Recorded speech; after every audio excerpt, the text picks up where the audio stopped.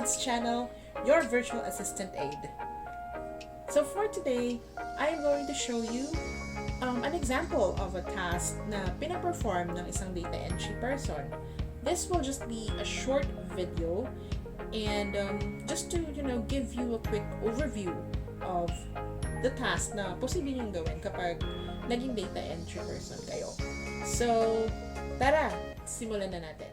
Okay, so let me just show you a quick example kung ano yung ginagawang trabaho ng isang data entry person. Okay, so like what I have mentioned dun sa previous na isa sa mga videos ko na minsan yung mga client would send you pictures of the calling cards that they got from an expo that they have attended, and then kailangan mong kuhanin yung mga information dun sa calling card na yun, and then ilagay mo siya sa either may system si client na ginagamit where you put in all the information of their leads, or minsan naman yung Excel spreadsheet or Google spreadsheet ang gagamitin. So, let's say for instance, yung Google spreadsheet ang gagamitin. So, paano ba tayo gagawa ng spreadsheet? So, pag nag-login kayo sa Google account ninyo, pwede yan. You can click on this icon and then scroll down under new sheets, and then create lang kayo. Kung blank, i-click natin yan.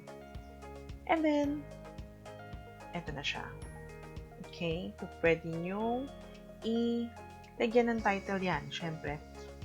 From, say for instance, Wedding Expo, kunyari lang New South Wales 2020. Doon nakuha kunyari kunyari nakuha ni client yung mga calling cards. Okay. So, wala akong actual na calling card because hindi na ako nagtatanggap ng mga clients ngayon. I am only maintaining one client at the moment. So, let's just get an example from Google. Okay, so ito yung nakuha ko na information. And then, what I would usually do pagka ganyan, kasi syempre ang hirap naman yan, and then babalik-balik ka dito sa spreadsheet. What I would usually do is extract all of the information here and then put it sa notepad muna. Okay, so ito yung mga information na na-extract natin from this calling card. Okay, the name of the person is Michelle Johns. And then he's the solutions manager, and then the name of the company is Rent a Car. This is the phone number, and then email address, ito yun, and then the website, ito yun, street company address, ito yun, ito yung line 1 ng address, and then Fairbanks, ito yung city, AK, ito yung state, yan, AK is the state, Alaska yan. Then zip code is 99701. Okay? Alright, so gawin na natin siya dito. Transfer na natin siya dito sa spreadsheet. Okay? Alright, so based dito sa mga na-extract natin ng mga information, kailangan ilagay natin sa spreadsheet ang name. So, usually yung ganitong ginagawa ay last name, first name. Hindi mo ilalagay sa isang row lang or sa isang line lang ang buong name. Kailangan mong paghiwalayin yan. Kasi minsan, sinusort ni client yan based sa last name para mas madaling i-search. Okay, and then yung position or title, ayan. And then company name,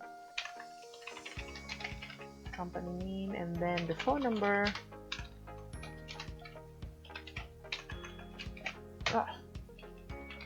Phone number,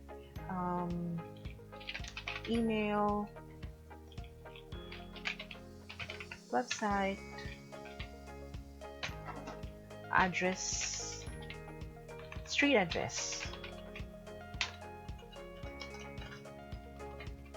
Street address, city, state, and zip code. Okay. So, since nailagay na natin yung mga title dito, okay, meron tayong last name, first name, position in title, company name, phone number, email, website, street address, city, state, and zip code. I-transfer na natin itong mga information na ito dito sa spreadsheet. Okay, so last name is ito, John's. And then first name. So, copy-paste, control, copy natin, highlight, control C, and then dito, control V tayo dito. Okay, and yung mga keyboard shortcuts, yung mga sinasabi ko, ha? Okay. Nakopy ko na to, no? Okay. And then, okay, highlight, control X, cut, control V, paste. Alam niyo na siguro naman yan. And then, ito naman, phone number, control X, cut, and then paste the phone number, control V, email address, yan. Okay, and then website, ito. Okay, and then street address, this one, and then ito ang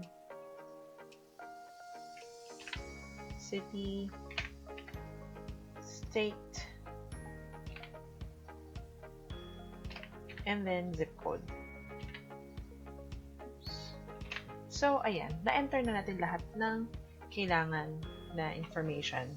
Basically, ayan yung mga nasa calling card. So, pag meron pang iba pang sinend na calling card si client, dito nyo lang siya. Siyempre, dito na kayo sa susunod na line, i-add nyo na lang yan.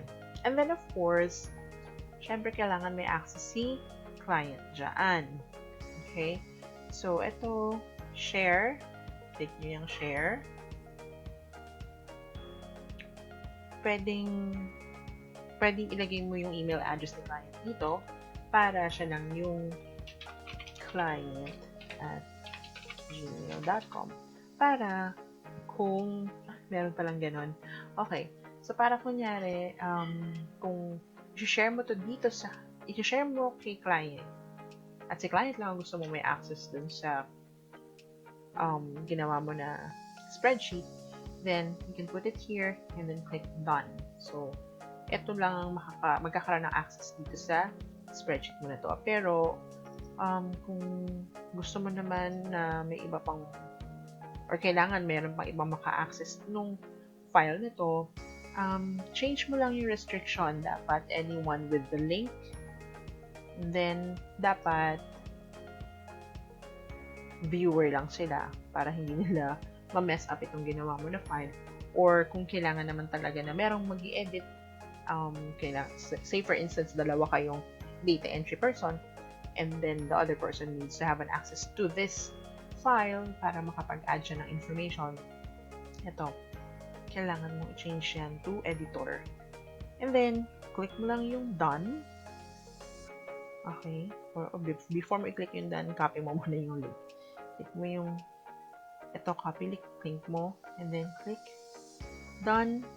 And then, pwede mo nang ibigay itong link na ito dun sa kung kanino man, pwede mo nang i-share tong link na to sa person na need magkaroon ng access sa file na to.